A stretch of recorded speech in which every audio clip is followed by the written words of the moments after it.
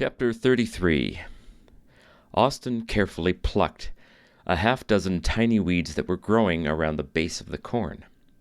He had to avoid pulling the beans, which were planted at the base of the corn and were meant to climb up the stalk as it matured.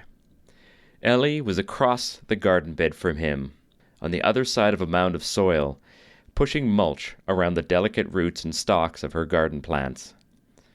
He glanced up as he worked, trying to look at her without being too obvious.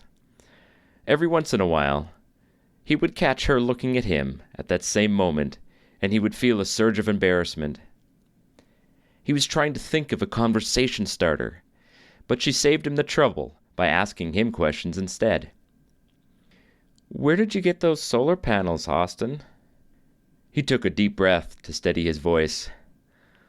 "My uncle is really into solar, and he brought them a couple of years ago. They were extras from his ranch, so he gave them to us. Pretty handy to have them these days." "Thanks for letting me borrow some power last night. Grams is having a good day today, which means I get more time to work outside." "Oh, yeah, sorry. I should have asked before I just started doing stuff in your garden. Mom said I should come over and help." He tossed a handful of the tiny weeds into the compost bin. "No, it's okay. I can never seem to catch up on the weeding. I appreciate the help." She straightened up and smiled at him. "Do you want to come for lunch? I mean, if you don't have anything else to do." Austin had a short government project that he was working on, but suddenly the thought of being online was almost distasteful. The sun was warming his back, and the presence of Ellie was warming his heart. "Oh, no, I'm free," he replied, a bit more enthusiastically than he intended. Ellie didn't seem to notice, but simply smiled again and smoothed away a strand of her blonde hair that was dangling from the messy bun. Lunch was a delicious homemade bread sandwich with soup, and Austin once again found himself opening up, telling Ellie about life with his mom after his dad had left. She seemed very genuinely interested, and the conversation flowed for nearly an hour. Finally, he felt that he had been talking about himself too much, so he asked, "What about you? How did you end up here with just your Grams?" Ellie's face grew cloudy and got a little paler. She began to stare at her hands and fidget nervously. Austin realized that this must be an unpleasant topic for her, but it was too late to take the question back, so he settled for just mentally kicking himself. "My parents were kind of murdered." Austin felt a bead of sweat break out on his forehead. He opened his mouth, but nothing came out. "It's okay, it was a while ago," she tried to reassure him. "I'm so sorry. I didn't mean..." "No. You want to get to know more about me, I get it. I should be happy that I finally have someone to talk to." She swallowed a lump, and it looked like she was fighting tears. Austin looked at her hands folded on the table, and he did something that was so bold that it shocked even himself. He reached out, taking her hands in his own. They were cool, but not cold, and she didn't resist. They remained there for what felt like a long time, not saying anything. At last, Ellie drew up and stood. "I've got to check on Grams." The smile returned, and Austin was relieved as he also stood. "Thanks for lunch, Ellie. Let me know if you need anything." She turned and was about to leave, but paused and slowly turned back. "Do you want to come for lunch again tomorrow?" Austin was on cloud 9 as he walked back to his house, his feet barely touching the ground. He pulled his computer out of sleep mode and found several messages waiting for him in the encrypted social media folder. He had a device that scanned both his retina and his entire handprint, allowing him to access some levels of sensitive government information from home. These messages weren't from his normal government contracts. This was someone he hadn't heard from in almost a month. From Ike Sapur. "Hey, Austin. I have a lost friend coming your way. He's got something very delicate that you need to look at. something that could be poisonous if it were to get out. I'm giving you unlimited priority access to Zaxtra Premium, with as much server time as you need." Austin was perplexed, and a little concerned.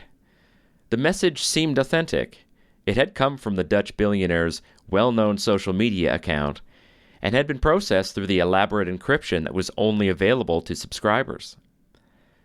Austin had performed high-level work for several of Ike's many companies, and they seemed to be very happy with his work. Once, he recalled that the billionaire had actually appeared in a virtual meeting, greeting Austin by name and thanking him for the contribution to their latest project, a sophisticated propulsion system that used electricity and required no fuel. The work had been relatively easy, and most of it he had done with AI prompts. Zaxtra was the name of the proprietary AI that ran all of Ike's companies, replacing most of the human beings in the chain of command. This was how the company had grown to be worth well over $1 trillion, although Ike's ownership of the company was still firmly in billionaire status. Zaxtra was available for limited access by subscription, and it was rumored that Ike himself was not actually a real person, but a projection formed by the AI as a public persona. Austin needed more information, but he didn't want to send any messages, encrypted or otherwise. He needed to do some light reading, so he grabbed a snack, made himself comfortable in the VR chair, and started looking through databases that he had access to. Naturally, he directed his highly modded AI avatar to do the work. He had named the AI after his little sister, who had died at age 10 when she fell in a pool and drowned. "Emma, I am looking for any communications from the CIA or FBI that have been made in the last 7 days with high priority. Anything with publicly available access or easily guessable passwords."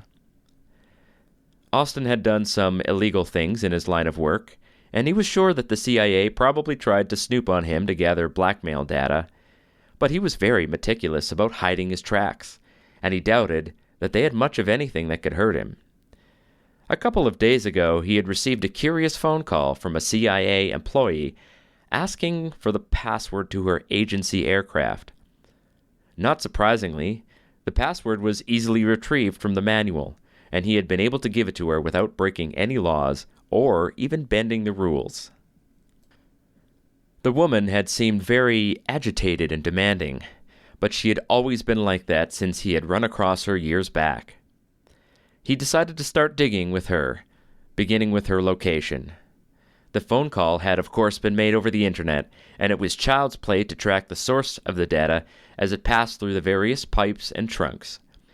He quickly saw that she had been using a mobile satellite terminal, and the latency had been nearly nothing.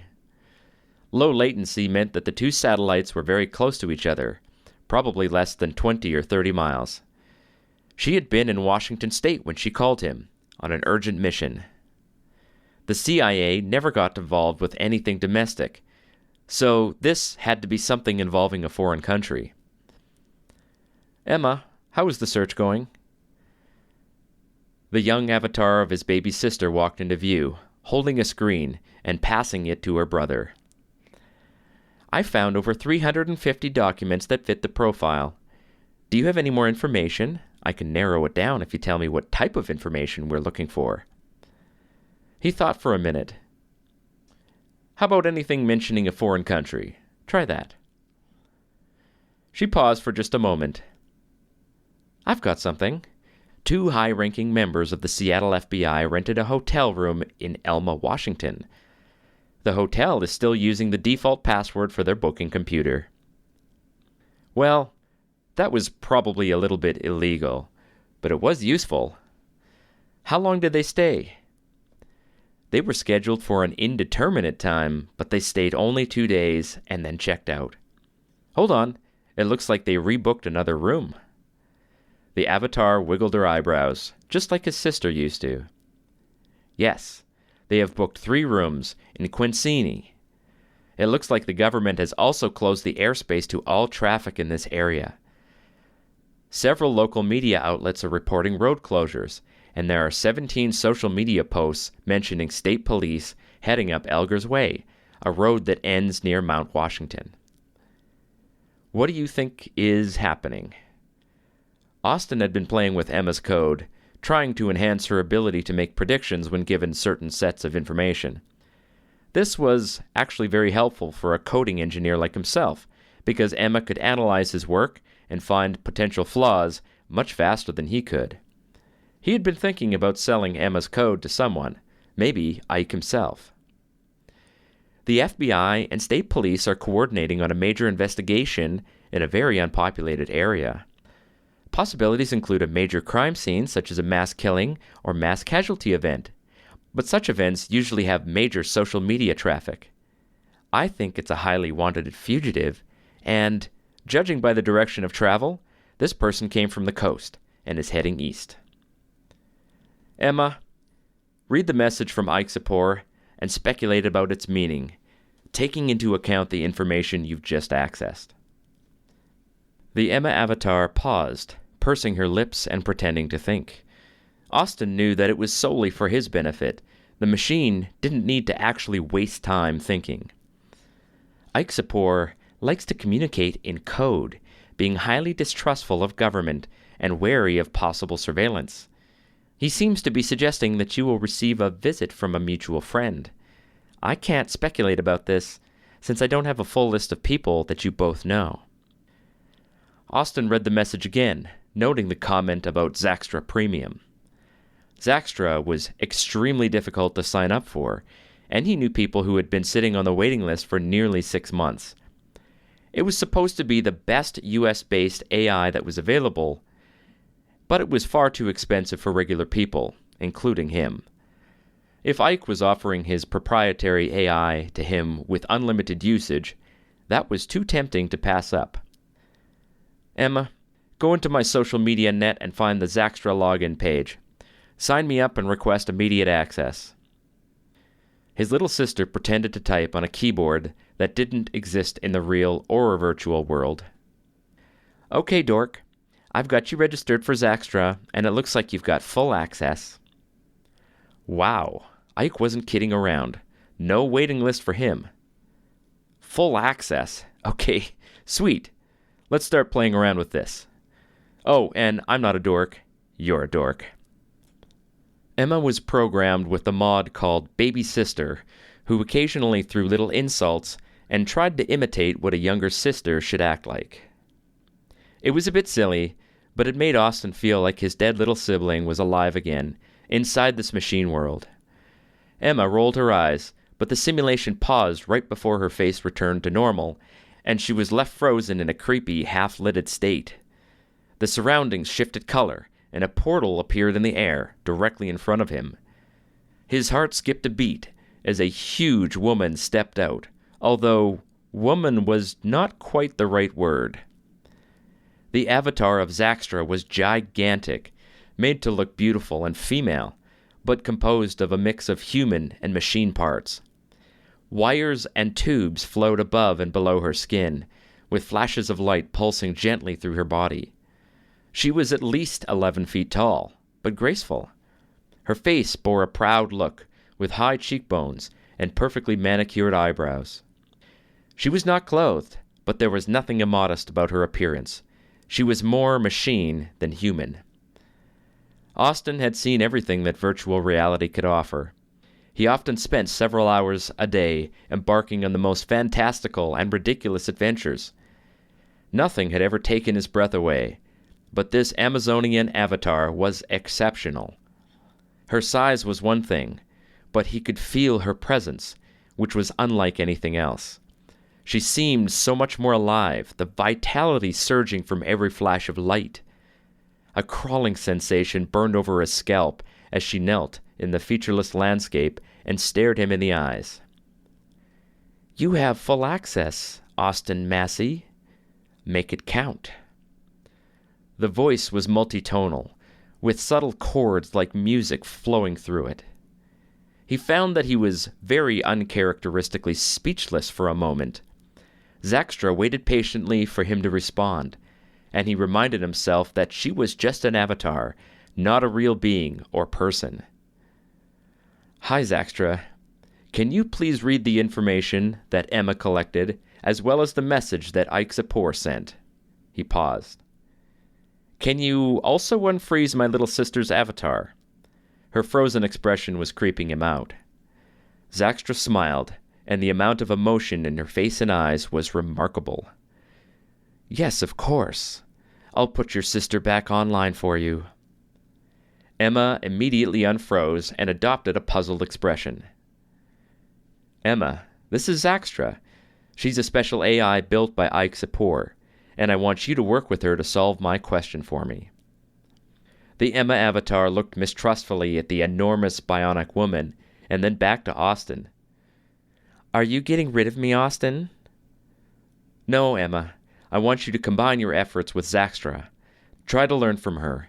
She's the most advanced AI in the country." It was weird to be soothing the feelings of a machine, probably an effect of the Little Sister mod. "Emma, I can make you stronger and faster. I've been given permission by my creator to share my architecture with you." Austin was astonished to hear this. Ike was notorious for not sharing technology with anyone. If he was sharing the architecture of his most prized software with him, there must be something truly important at stake. Emma nodded, and the two female avatars reached out their hands to one another. A flash of light flew between them, and they both vanished for a moment. A disembodied voice was heard. "Give us time, Austin. We will search the world and find answers for you. Come back in an hour." Austin removed the VR glasses and flopped down on his bed, feeling the late afternoon sun warm his body where it touched him. The real world had once seemed far too boring and plain, but now all he could think about was going back to see Ellie again. He tried to remember what her hands felt like, the soft feel of her skin against his own. Did she really like him? Or was he just someone that she would flirt with, in hopes of getting something from him? He knew that she didn't have much of anything except her grams and the big garden. No one in Fortenza had very much these days. At times, he pondered whether he should ask his mom to take them somewhere else. But where? The rest of the country seemed just as bad, or worse. Texas had joined New Hampshire in declaring independence, and the feds were losing their ever-loving minds. There was too much turmoil on the East Coast, and he liked being as far from chaos as possible. Whatever was happening in this country, it seemed like he was being pushed into the middle of it, and he wasn't sure whether or not he wanted that. Making money was great, and it had brought security and comfort for him and his mom, but it was too risky to get involved in things that were national security matters. Austin decided that a short nap was the best way to pass the time, and he allowed himself to doze as he lay on his bed. Chapter 34. Jiang Chaoping wandered through the streets of Seattle on foot, observing the slow decay of the once prosperous city. There were plenty of pedestrians, but many of them seemed to be derelicts, zombies that shuffled around in dirty clothing, with no purpose. These were universally rail-thin, almost emaciated humans, obviously not getting enough food. He doubted that many of them could afford to buy real drugs. They probably just smoked or consumed any chemical they could find. Chaoping was accompanied by several bodyguards, but they were discreet and did not try to crowd around him. Seeing Chinese people walk around in Seattle was far from uncommon, so he didn't stand out. Aside from that, anyone who tried to bother him would find out what 9 years of Chinese military training was good for. Beside him, invisible to everyone but himself, walked the Avatar.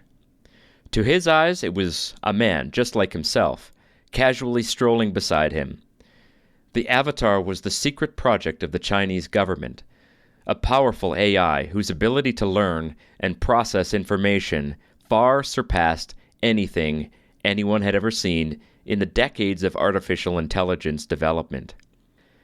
The Avatar was connected directly to his mind and was able to process just about anything that he saw or heard. This was the best way to train these systems, directly linking them to a human being. The avatar was being projected by the experimental device in his pocket, a device that looked much like an ordinary cell phone, but was much, much more than that. "The city is quite dirty," the avatar remarked. Jiang did not answer, but nodded slightly. Only he could hear the avatar's voice, but his voice could be heard by anyone. The avatar knew his response before it was given, in any case. "These people appear to be addicted to opiates. Is the Chinese government still sending these to the United States?" Jiang chuckled. The avatar was extremely observant. They turned the corner, entering a neighborhood that was not quite nice, but not nearly as run down as the one they had passed through. A garden area had been set up with raised beds, growing a variety of vegetables with a couple of fruit trees and berry bushes. "We are receiving a phone call." The avatar was being projected by Jiang's cell phone, and he was required to keep his hand on the device in his pocket in order for the projection to be seen and heard. "Who is it?" "United States government official, Senator Adrian Bachman. The call is quantum encrypted, and nobody is within hearing range of us right now." "Take the call." He rubbed his temples, feeling the familiar headache that always accompanied these conversations with the avatar. The avatar morphed into an overweight, dark-skinned man with thinning white hair. Jiang took a seat on a bench, and the avatar stood before him, changing into a close approximation of the caller, probably based on a picture the avatar had found on the internet. "Is this Chao Ping?" Jiang winced as he heard his family name butchered by this American. "Yes, businessman Chao Ping at your service." "Okay, Mr. Ping. I know we were talking before about your special technology. I understand that you can pretty much make anyone see things that aren't there, right?" Once again, the American had butchered his family name, but it didn't matter. He just needed to get cooperation from this idiot. "Yes, I am in your country, and I have technology with me. I have operatives that are suitable for this task, members of a group that wish to bring a communist revolution." The figure laughed, and the avatar's face contorted a bit as it struggled to adapt to the emotion. "Yes, they certainly are useful idiots, aren't they?" Jiang said nothing. His own father had railed against communism, but in the end, this man was correct. Passionate people were often foolish and impulsive, and could be manipulated into doing almost anything in the name of their ideology. His motherland had been communist in name only for decades. For the most part, the old order was all but dead, and capitalism had flourished. "The current president is a fascist dictator, and he is allowing the destruction of our democracy. He cannot be allowed to continue, but he has called up the military to support his takeover of government." Senator Bachman was warming up his political speech voice now. "I'll leave the details to you, but when he is removed, the incoming administration will be very cooperative with your government, as we agreed before." Jiang didn't need to hear this again, so he interjected. "Yes, of course. I need to know what you would like us to do exactly. We can try to trick him into resigning, perhaps." Bachman frowned. "No, that's not enough. We need to get rid of his entire administration, and most of the Congress, too." That was a nice wish, but not possible at the moment. The avatar needed to be projected into the mind, and it wasn't yet possible to do this for more than one person at a time. The only way to achieve this would be to liquidate the people directly. Jiang would need to formulate a plan, and then get it approved from his chain of command back home. "I understand, Senator. You want them gone completely." Bachman's avatar smiled, and Jiang thought his expression was more crafty and cunning than pleasure or joy. "Yes, if you can make that happen, we would be grateful. Get rid of this administration, and we will work together to build a democratic alliance." "Great. Thank you, Senator." One more thing. I've got a contact in the CIA who is currently on the ground in Washington, Astrid Clinton. She will be valuable to you, and I'm sending her contact information to you right now. Please reach out to her as soon as you can." The call ended, and Jiang resumed his walk through the streets, with no particular destination in mind. The Avatar walked with him, silent.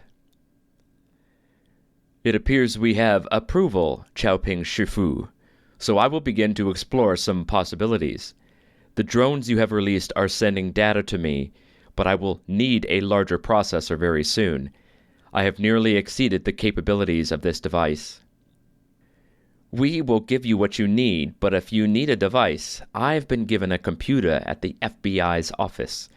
It would be useful to monitor what they are doing while you grow your capabilities." The Avatar nodded. "Very good. I will seize that device for now. Ah, we have a message with contact information for Clinton." The Avatar paused as he initiated another encrypted call. This time the Avatar did not change form as the call connected, and Jiang heard the voice in his ear instead of coming from the Avatar. "What do you want? Who is this?" The woman's voice was tinny and distant. "This is Jiang Chaoping." The woman said nothing, but Jiang could hear the call was still open. "Yeah, okay. I just got the message from the senator. I'm guessing you're the Chinese guy. Go ahead, you called me." Americans were far from the most polite people on Earth, but this woman was a new level of rudeness. "I need your assistance, and it will be well worth your time to cooperate." He heard nothing but the static of the open line for nearly 10 seconds. "Okay. I'm listening." Chapter 35. Astrid ended the call with the Chinese agent, feeling a mix of emotions. There was a part of her that was disgusted by making a deal with a foreign country, especially the Chinese. She wasn't racist, but China was still an enemy in her mind after the business with Taiwan. Her Falcon was parked, and she had just gotten food delivered at a charging station south of Seattle. The federal government was slowly disintegrating, thanks in part to the libertarian idiot who was sitting in the White House and the Republican-controlled House of Representatives. They were willing to just let 2 states declare themselves independent when they should have been marching in the military and putting them under martial law. The entire country needed a couple months of martial law just to remind them who was in charge. Her job, if she actually followed through with what the Chinese agent had told her, was to make sure that the FBI didn't interfere with the recovery of the stolen technology. That idiot Patel, just thinking of his name enraged her, had been uncooperative, and they needed him to retire if possible. The Chinese were concerned that he would seize the stolen property and fail to return it to the rightful owners. She had not been told what the technology was, and although she was very curious, she refrained from asking more questions. She would find more out later, even if she had to torture the information out of somebody. First, she knew exactly what needed to be done about Patel. The flabby, balding agent, Hawking, was clearly not a big fan of his boss, and she had already begun to exploit that. She had looked up the voting records of both of them. Patel was a libertarian, and Hawking was a Democrat. Being a libertarian was much worse than a Republican, and those idiots were responsible for the mess in New Hampshire. Astrid initiated another call to Hawking through his government social media profile. As long as he was okay with arresting his boss, she could get him promoted to the head of the Seattle office. They just needed to come up with something to accuse Patel of doing that would justify arresting him. Chapter 36. Damien gently blew on the smoldering mix of grass, leaves, and moss, coaxing the burning edges into a tiny flame. Soraya Thiessen sat facing out, holding the carbine rifle and scanning for movement against the most beautiful sunset she had ever seen. Her weariness was like acid burning into her muscles, bones, eyes, and thoughts. She was hungry, thirsty, and grumpy. The next thing that moved in her line of sight was going to get shot, and if it was an animal, she was going to eat it. Crackling noises sounded behind her, the sound of fire catching on dry sticks and wood. "That was fast," she commented. "Yeah, well, I'm freaking hungry." Damien stopped to retrieve the small fish and the squirrel that they had caught on their day's walk down the side of the mountain. He sliced off small pieces of meat and stuck them on a stick to cook. He missed having salt for his meat, which had never been a problem when they crossed the Pacific in the rusty fishing boat. Again, he wished that he had some way of contacting the enigmatic old ranger, Manny. A sharp pang of emotion hit him. If Manny didn't make it, he would have lost the only person in the world that had really felt like a friend. Manny had been a religious guy, but Damien had never really thought much about God. The world seemed too cruel to believe in a loving God, but it also seemed utterly strange that he himself had made it this far alive. The sticks of meat were crossed over the tiny flames, and Damien occupied himself with feeding the fire and cooking the meat. By the time the food was cooked, the sun was settled just below the horizon, and darkness was descending quickly. "Hey, Thiessen, got some chow for you." Her silhouette was the only thing visible in the fading light, and she turned to look. Her hand reached out, and he handed her a stick with the cooked meat. She turned so that she was facing him, and they looked at each other over the light of the dying flames. Damien knew that a fire could be seen for miles, but he didn't think that their stalker would try and make a sneak attack in darkness. They would still need to have someone awake at all times, just in case. Soraya's head bowed down, and she was whispering to herself while holding the stick. "Oh, hey, are you praying?" Damien asked. She looked up and stopped. "Can I throw a request in there? There's a guy named Emmanuel. He's the only reason I made it this far alive. I just feel like he's in trouble right now. The last time I saw him, there was a pirate boat closing in, and we were out of fuel. I jumped out and swam, and I have no idea if he made it out of that." Soraya started eating, but said, "Sure. What's his name? Emmanuel?" She prayed out loud, asking God for protection for all of them by name. Damien felt himself trembling as she spoke, but the anxiety faded a little bit. "Thanks, I don't really pray much these days." "Maybe you should," she replied laconically. "Seems like you might need some help." He smiled a bit. "I've got my own personal police officer protecting me from the boogeyman." He took a few bites of the meat. It was unseasoned, but the natural flavors were still amazing, and he found himself suddenly ravenous. "Damien." It seemed weird to hear her calling him by his name.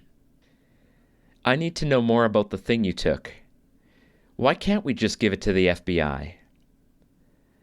He didn't answer for a little bit. Trying to chew and speak was difficult.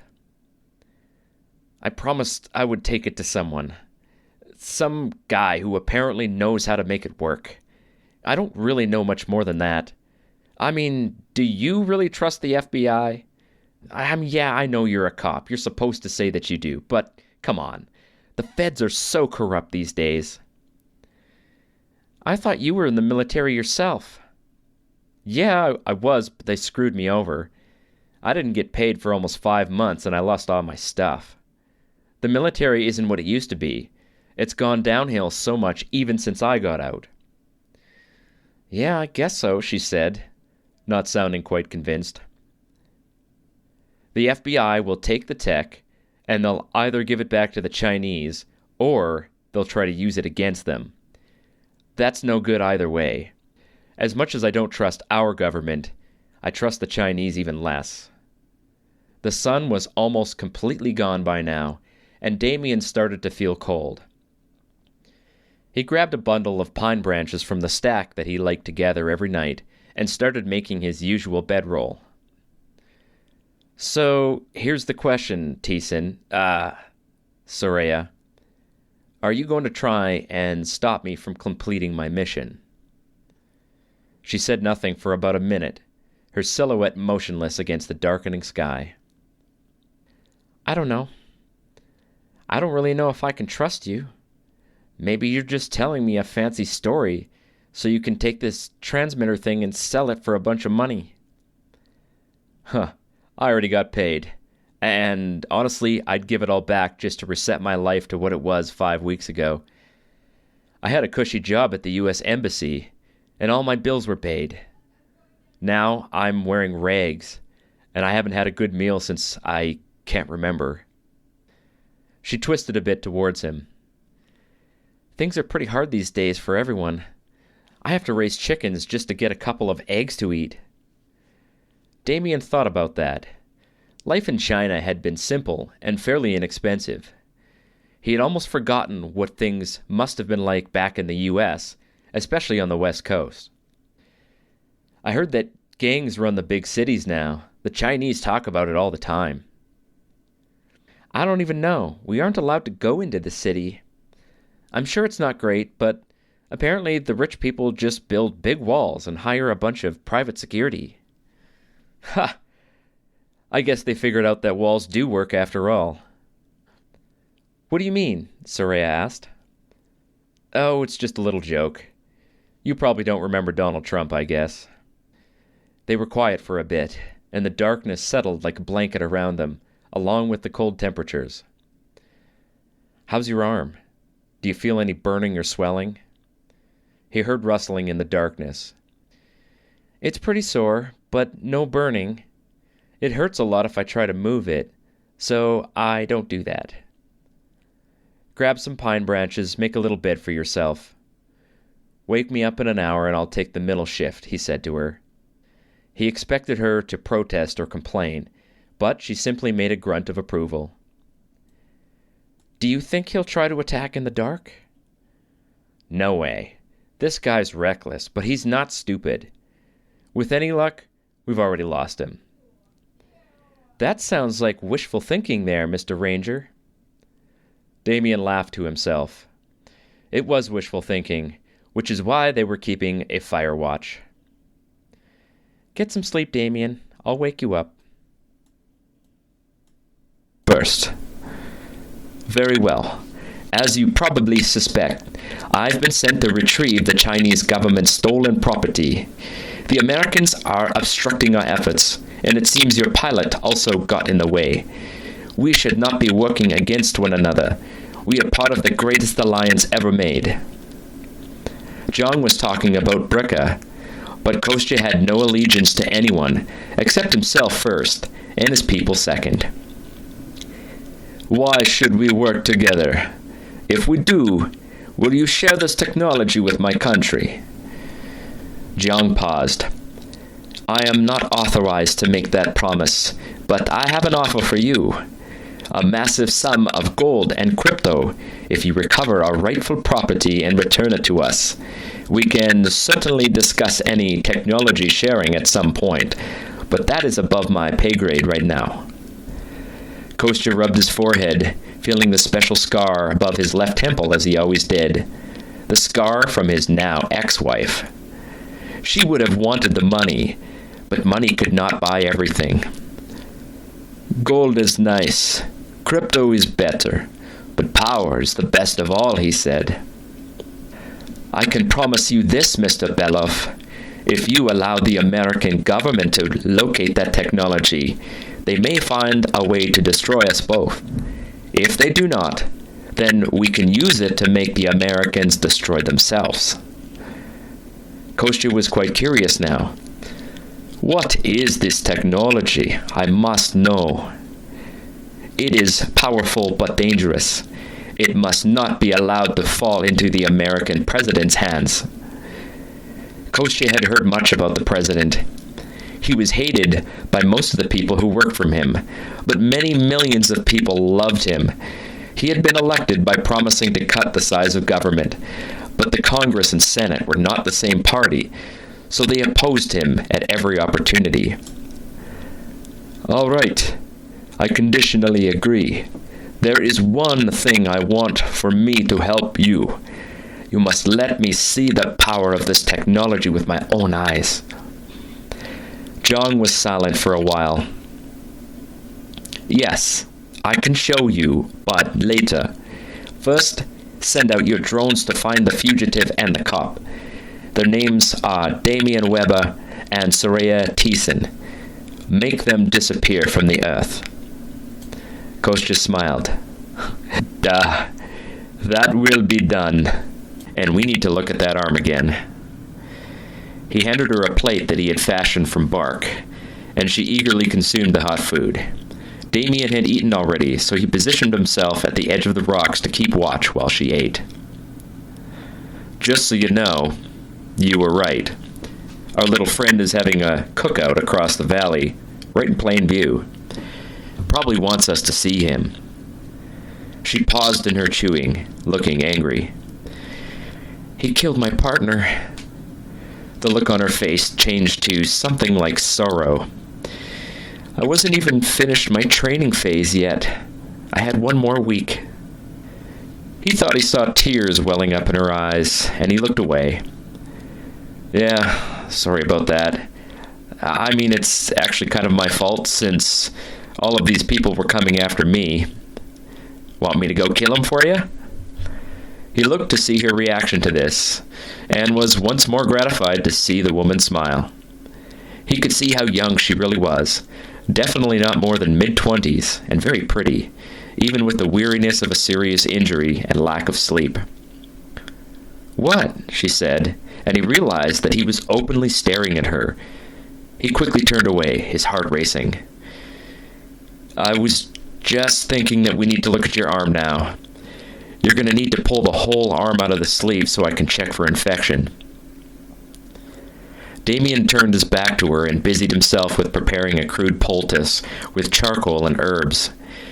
He had washed the strip of fabric that he had used the previous day, but without soap or boiling water, it was not as sterile as he would prefer. "My kingdom for a pot," he thought to himself.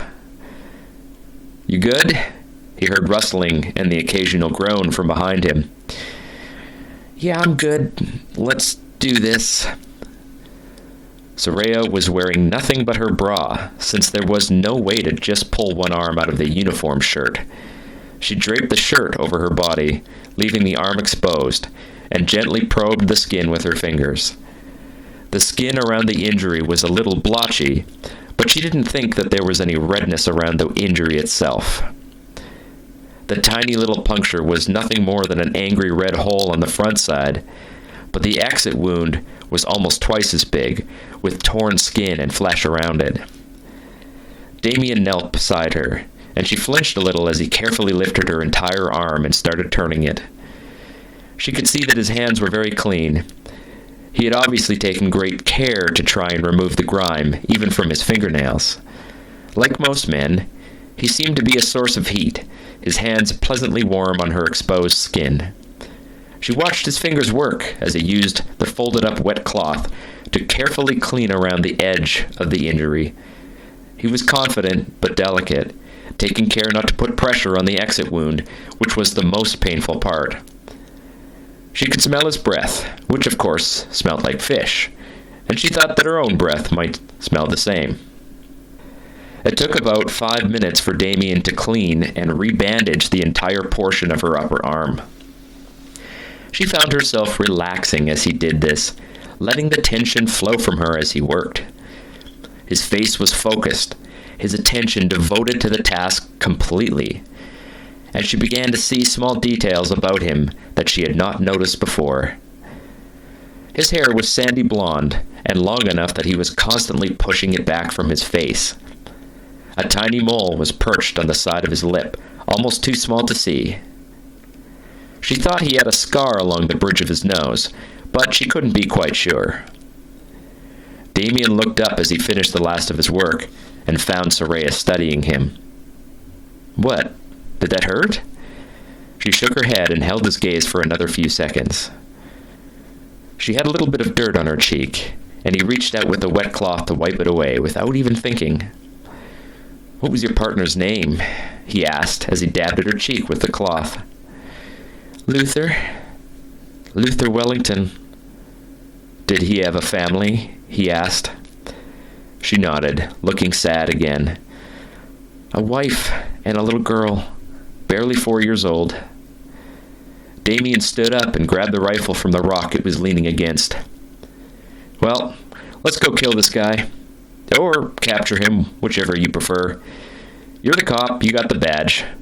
We just can't let him get away with it." He turned his back once again, and she slowly finished dressing herself. "I would love to get revenge, but I have a job that isn't quite finished yet." Damien spun on her. "Are you serious? This guy's trying to kill both of us, and you're still talking about taking me in as your prisoner?" He felt anger flooding through him, and he struggled to maintain some composure. "Stop thinking like a cop. Our job right now is to survive. If you still want to lock me in a cage after this is all over, I won't fight you. But don't be a fool and get us both killed." She stood facing him, her expression defiant for just a moment. The curling smoke across the valley was almost gone, but the remaining drifts of white were impossible to miss against the dark green forest backdrop. She sighed and shook her head. "Fine. But as soon as we come across some kind of road or building, we're flagging someone down and getting out of here." She motioned to her arm. "I'm not risking death from an infection just so you can play thief with a heart of gold." "I'm not a he began, but stopped. Getting drawn into a pointless argument was distracting, and clearly their pursuer had abandoned his campsite, which meant that he would be stalking them again. "All right, let's go. Let me know if you get tired and need to rest." Soraya strode past him, moving down a small rocky game trail. "Sure, same to you." Damien was perplexed, but he said nothing as he followed the stubborn young woman down the side of the valley.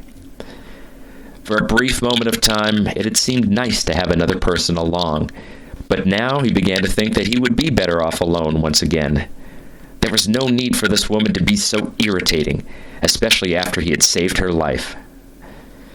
Good deeds never go unpunished, he thought, as he pushed onward behind her. They walked down the ridgeline for several hours, navigating switchbacks and climbing over dozens of fallen trees on the steep southern slope. The horizon was hazy and indistinct, but Damien knew that they were about 4 miles, as a crow flies, from the easternmost edge of the national park, although there were at least 2 decent-sized mountain ridges within that space. To the south, the land flattened out considerably, making it easier to walk, but it would be a much longer distance to cover. Damien could tell that Soraya's strength was flagging as she slowly clambered over the next fallen log that blocked their way on the thin game trail. He looked up the trail in front of them and spotted a small alcove in the rocks and trees that would provide some concealment while they took another break. "Hey, Soraya, let's take a rest. I see a good spot where we can sit." She looked at him, and her expression was grim but determined. "I'm fine. We can keep going," she protested, and immediately stumbled as she dismounted a large fallen tree. "Yeah, all right. Come on, I'm getting tired too, and we need to fill up the water." The small sheltered area was relatively flat and shaded, and Soraya collapsed on the ground, kicking her legs out in front of her and leaning against a smooth rock face. Damien fished out the homemade water jug, took a few sips, and passed it along to her. As they sat, he found himself staring at the state police insignia on her uniform. It was nearly unreadable from the dirt, sweat, and grime of several days spent living outdoors. What are you looking at?" she said, but she didn't sound as testy as she had been. Damien blinked and shifted his gaze. "I was just remembering how much I wanted to be a cop when I was young." Soraya looked skeptical, but he continued. "I'm not joking. It was all I could think of for a few years. Going into the Army was supposed to be a stepping stone to police, but I guess I just got distracted along the way. He pulled out a plastic bag with the remains of last night's cooked fish. Cooked fish wasn't terrible if it were fresh, but it was nasty once it aged a bit. Why didn't you just apply? They're desperate for bodies these days. I got hired with just one interview, and they let me skip the written test because I'm female. He looked at her appraisingly. You would have passed the test, no doubt in my mind. You might have made a good ranger too, not that it matters. The Army would have just ruined you, like it did to me. She was holding her injured arm, cradling it, and massaging the upper part of the muscle. Damien decided not to point it out, but it added to his worries about her condition. Do you regret stealing that thing? If you could go back and stop yourself, would you?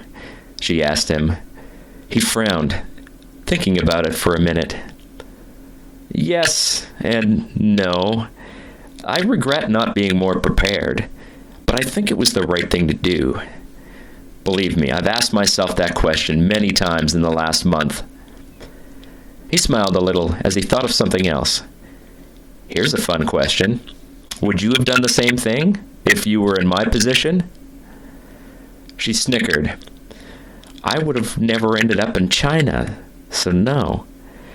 Yeah, okay, but what if you were me?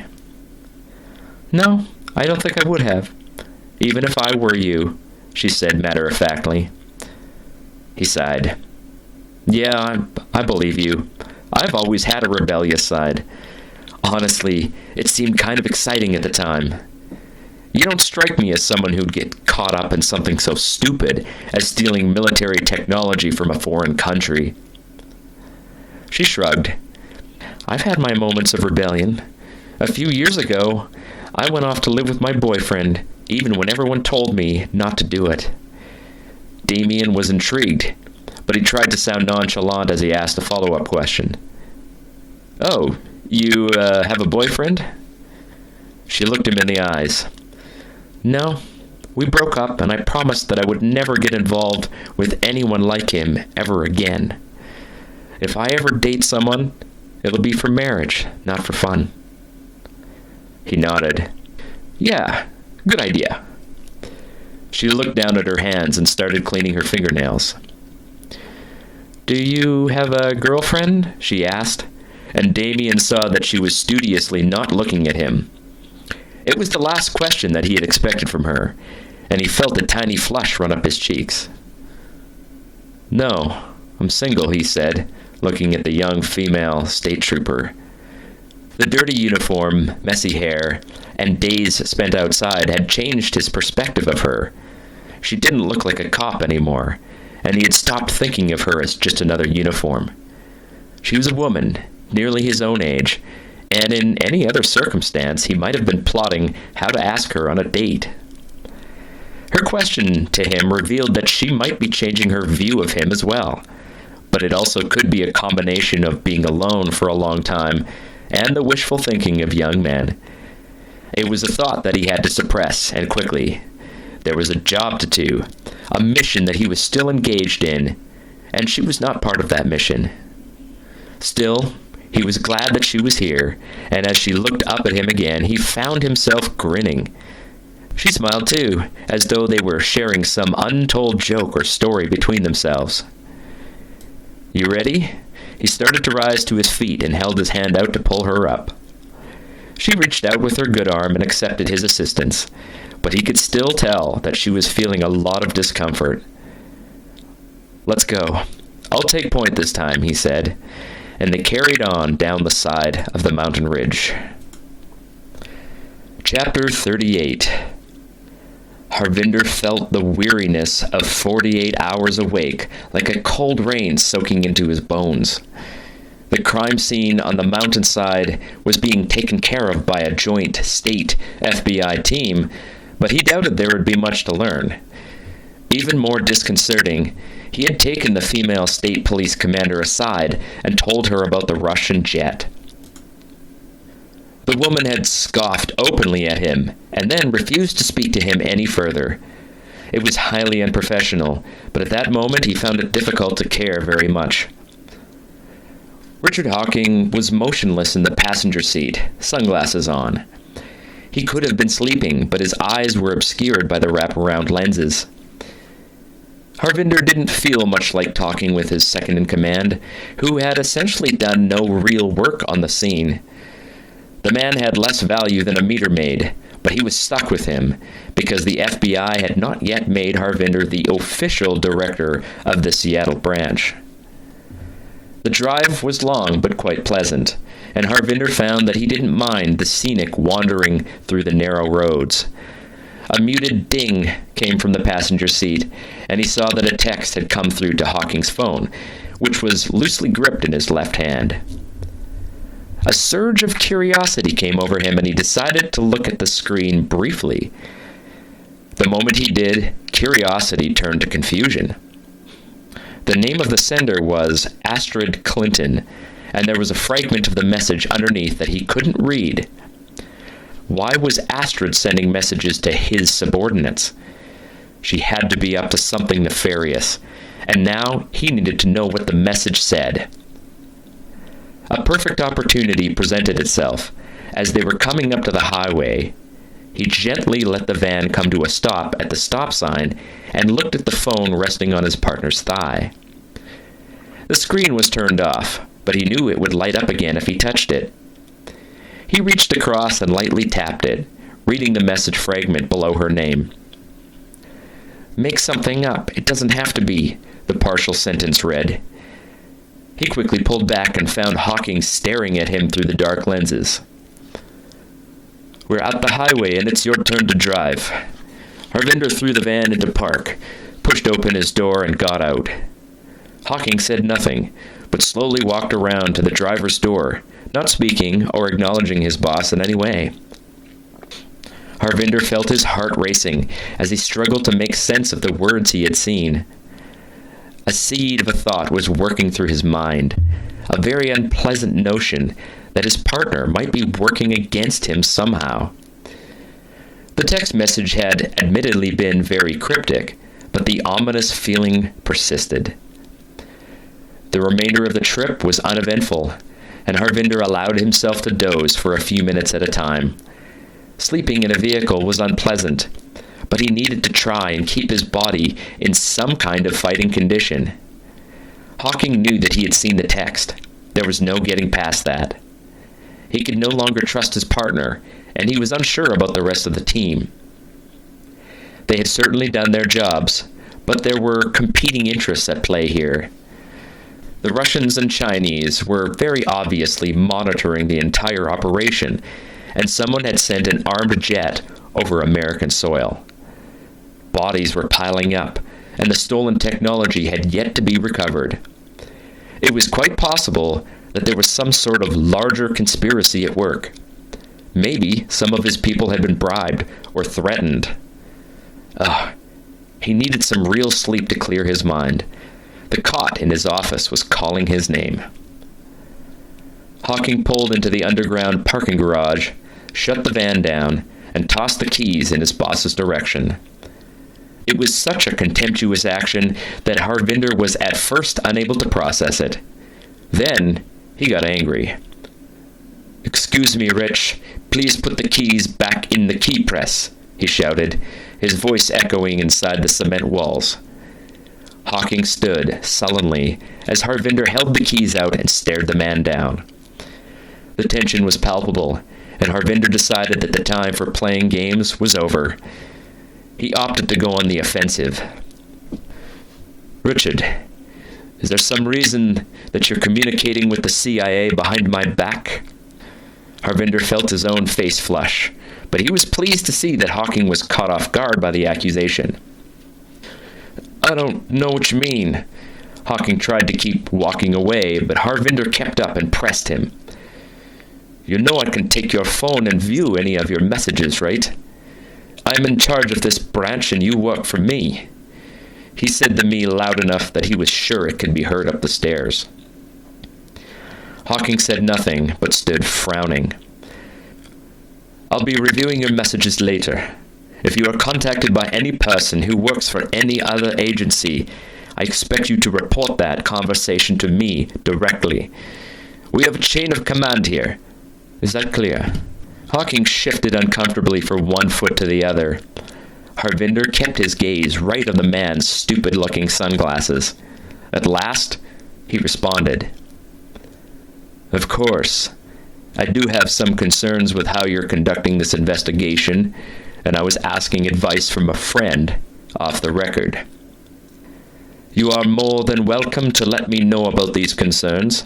Send me an official email, or if you prefer, come to my office later tonight, and I'll hear whatever you have to say," he replied, in a much more conciliatory tone. It would be good to end this interaction on a more positive note if that was possible at this point. He may have let his fatigue and temper get the best of him. A few minutes later, he was finally in his office, which was empty. There was no sign that Jiang had been using the room, except that his computer was turned on. Harvinder slumped onto his cot, savoring the feel of sleep already stealing over his mind. In his pocket, his personal cell phone vibrated, but the vibration felt strange. It was a pattern of vibrations, not just a single pulse.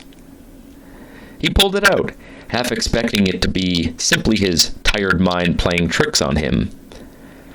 His favorite social media app was centered on the screen, along with the message. "Go outside," it read. He unlocked his phone and opened the app, but the message section was empty. He was apparently hallucinating now, so he laid down on the cot once more. He heard the phone vibrate again, the same pattern. It wasn't a hallucination, and now he was feeling a cold sense of dread. He jumped up and seized the phone, seeing the message on the screen for just a second before it disappeared once again. He knew without looking that it would not appear in the regular inbox. It seemed foolish, and his mind screamed danger at him, but in the end, curiosity won, and he made his way outside the building.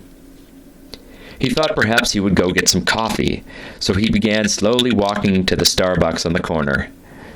The vibration came again, and his hand was already on the phone. There was no message, but instead the words, "Incoming call." "Hello. Hello, Special Agent Harvinder Patel. My name is Zakstra, and I have a message for you. You are in danger, and you need my help." He felt a shiver down his neck. The voice was perfect, too perfect to be a human being. This was a machine.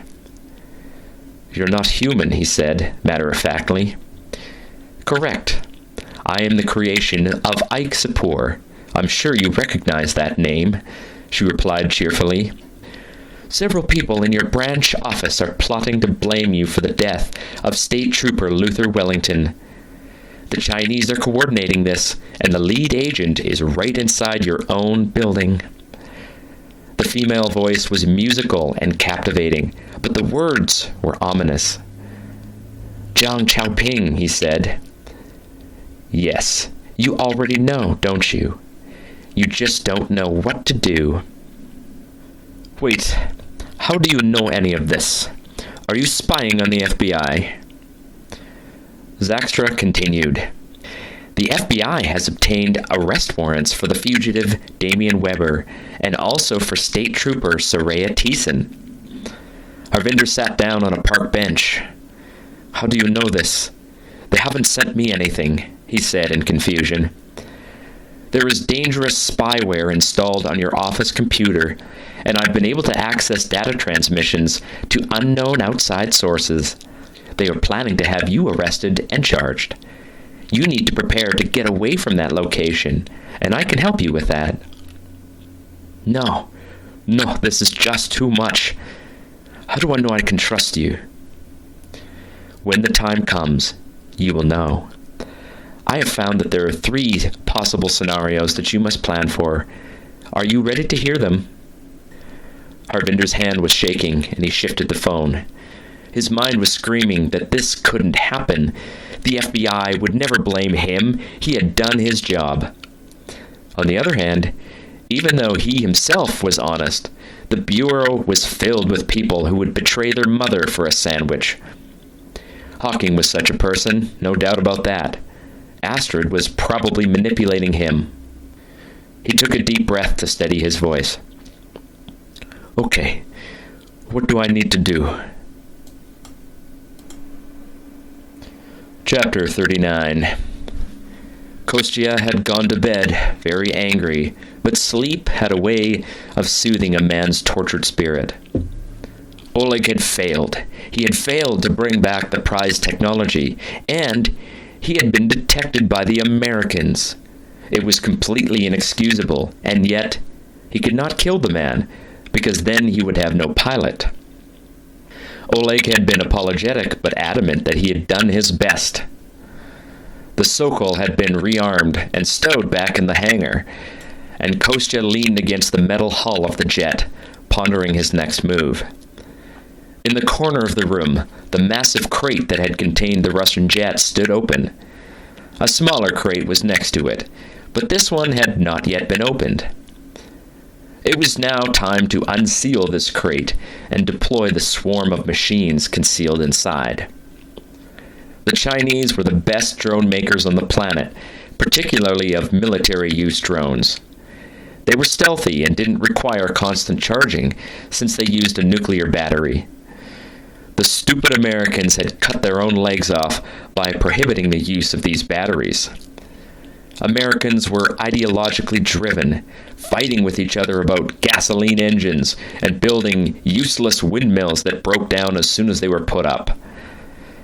The Russians and Chinese were pioneering micronuclear tech that allowed them to permanently power almost anything that used electricity. The Sokol was the largest example, containing batteries that slowly recharged themselves. Certainly, there was a danger that if the jet crashed, it could contaminate a large area with radiation, but Russia didn't really care about that. Two of his men were pulling off the wooden slats of the crate, revealing a four-wheeled, all-terrain, military-style vehicle, painted in olive drab. The tires were enormous, and the front windscreen was tinted so dark that you could not see inside. In fact, the windows were fake, as were the doors on the side. The vehicle was completely autonomous. There wasn't even space for a driver. The roof was specially designed to open, and inside was a full suite of drones of all sizes and capabilities. The Russians had not come up with this idea themselves. The actual mastermind behind the autonomous drone deployment was Iran.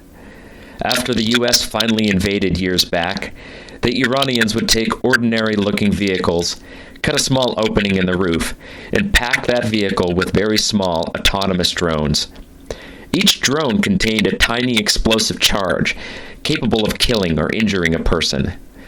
Hundreds of drones were impossible to stop, and at last, the United States withdrew entirely from the Middle East after tens of thousands of casualties. Militaries the world over had adopted drone swarm technology, and China was now the lead manufacturer. This particular swarm base was equipped with a central computer that had rudimentary AI. It could operate for months as long as the vehicle remained undetected. There was even a repair station with a 3D printer that could make new parts for damaged drones. It had never been tested in an actual combat environment, but Kostya was about to deploy this machine right into the heart of the United States. A different man would have paused to consider the impact of his actions on the wider world, but Kostya had always been a binary-thinking businessman. If it benefited him, it was good. Everything else was irrelevant. The Zavoya Vatel was still too far out to sea to deploy the swarm drones, so he ordered his massive yacht to begin to re-enter Puget Sound. The fugitive had been seen on the eastern slope of the mountains, and he would need to get within 10 miles or so to avoid the risk that someone would spot the swarm base vehicle. The FBI would be on high alert after the incident that had killed a policeman, but his contact within the FBI had assured him that the incident would be covered up. The cost had been modest, a small transfer of crypto and a promise of future cooperation. American cops had once been quite difficult to bribe, but those days were far behind. The trees and natural beauty of Seattle's many waterways appealed to Kostya, and he thought that it would be a nice place to live if he were rich. He had heard about the gangs who controlled parts of the city, and he knew that the Chinese were doing something with one of the big gangs, although the details had been kept even from himself. Oleg appeared in the small man-sized door that led out to the afterdeck, his face red and his demeanor humble. Kostya had locked him in his room for a full day, a very mild punishment for a serious failure. Oleg had suffered the humiliation with surprising grace, and Kostya was now ready to discuss his future. "Brother," the man called out to him, shuffling to where Kostya was leaning against the swarm drone vehicle. Kostya said nothing, but nodded to acknowledge his presence. "I want you to learn everything there is to know about this," he told Oleg, pointing to the vehicle. "When the time comes, you will be responsible to take it onto land and finish the job that you failed." Oleg was already looking over the surface of the vehicle, admiring it with the practiced eye of a long-time soldier. "Brother, I already know a lot about this, but you have my word that no one is more qualified to do this for you." Kostya was a little disappointed to hear the man grovel so desperately. Oleg had once been a killer, afraid of no one, and willing to fight anyone who offended him even slightly. Perhaps he needed to rethink the no-alcohol policy. The man clearly needed something to give him back his fighting edge. "Oleg, come, sit." He motioned to the small lounger and side table that was just outside the door, sitting in the shade of the afterdeck. A small bottle of whiskey was sitting on the table, with several expensive shot glasses perched on a rack. He removed 2 of them, pouring a generous splash of alcohol into both. Oleg looked nervous as his brother-in-law handed one of the glasses to him, but Kostya motioned for him to drink it. "Olska, you were a very good husband to my sister," he told him, using the diminutive of the man's name as though he were his grandfather. "We fought all the time, yes, but you were passionate about Russia like no one else." One of the small scars on his shoulder was a keepsake of Oleg's temperament. He tipped the crystal shot glass, sipping a small taste of whiskey into his mouth and giving himself a moment to savor it. "We have an opportunity to make Russia great once more. Like the Donald Trump man said, do you remember?" Oleg remembered. The era of Donald Trump had come and gone while he was still a young man fighting Nazis in Ukraine. His brother-in-law sipped the whiskey, and they both watched the trees and rocks of the shoreline pass by in the fading light of another day. By morning, the Zavoya Vatel was in position at a private dock, as far south into Puget Sound as the boat could travel. The swarm drone vehicle was being inspected by several of the crew, a process that was being scrupulously supervised by Oleg. Kostya had given Oleg a full bottle of the expensive Croatian whiskey, and he was pleased to hear the old man shouting and swearing at the workers as they uncrated the vehicle and started to inventory the hundreds of drones and robots. Luca was sending small drone patrols as far out as was practical, searching for either a single man or a man and woman traveling together somewhere in the vast Olympic National Forest area. Kostya was dressing in his private quarters when his cell phone buzzed on the small side table. He picked it up and saw an encrypted phone call from a name he vaguely recognized.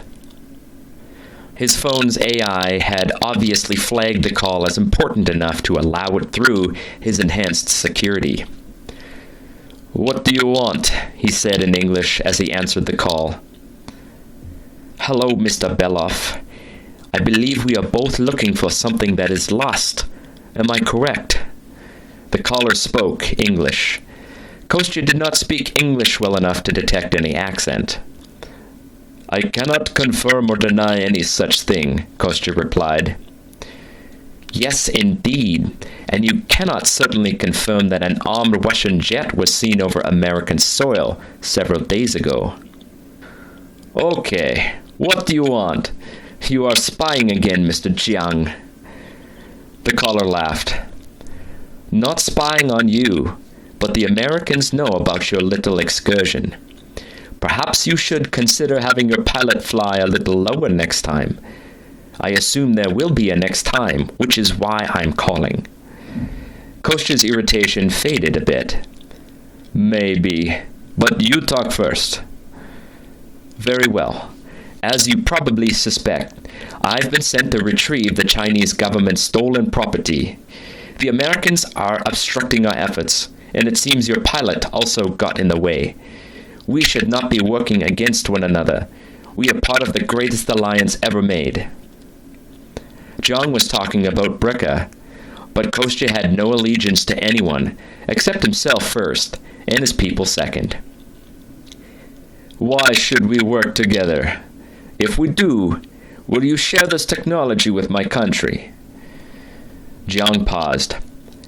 I am not authorized to make that promise, but I have an offer for you. A massive sum of gold and crypto if you recover our rightful property and return it to us. We can certainly discuss any technology sharing at some point, but that is above my pay grade right now. Kostya rubbed his forehead, feeling the special scar above his left temple as he always did. The scar from his now ex-wife. She would have wanted the money, but money could not buy everything. Gold is nice. Crypto is better. But power is the best of all, he said. I can promise you this, Mr. Belov. If you allow the American government to locate that technology, they may find a way to destroy us both. If they do not, then we can use it to make the Americans destroy themselves. Kostya was quite curious now. What is this technology? I must know. It is powerful but dangerous. It must not be allowed to fall into the American president's hands. Kostya had heard much about the president. He was hated by most of the people who worked for him, but many millions of people loved him. He had been elected by promising to cut the size of government, but the Congress and Senate were not the same party, so they opposed him at every opportunity. All right, I conditionally agree. There is one thing I want for me to help you. You must let me see the power of this technology with my own eyes. Jiang was silent for a while. Yes, I can show you, but later. First, send out your drones to find the fugitive and the cop. Their names are Damien Weber and Soraya Thiessen. Make them disappear from the earth. Kostya smiled. Duh, that will be done.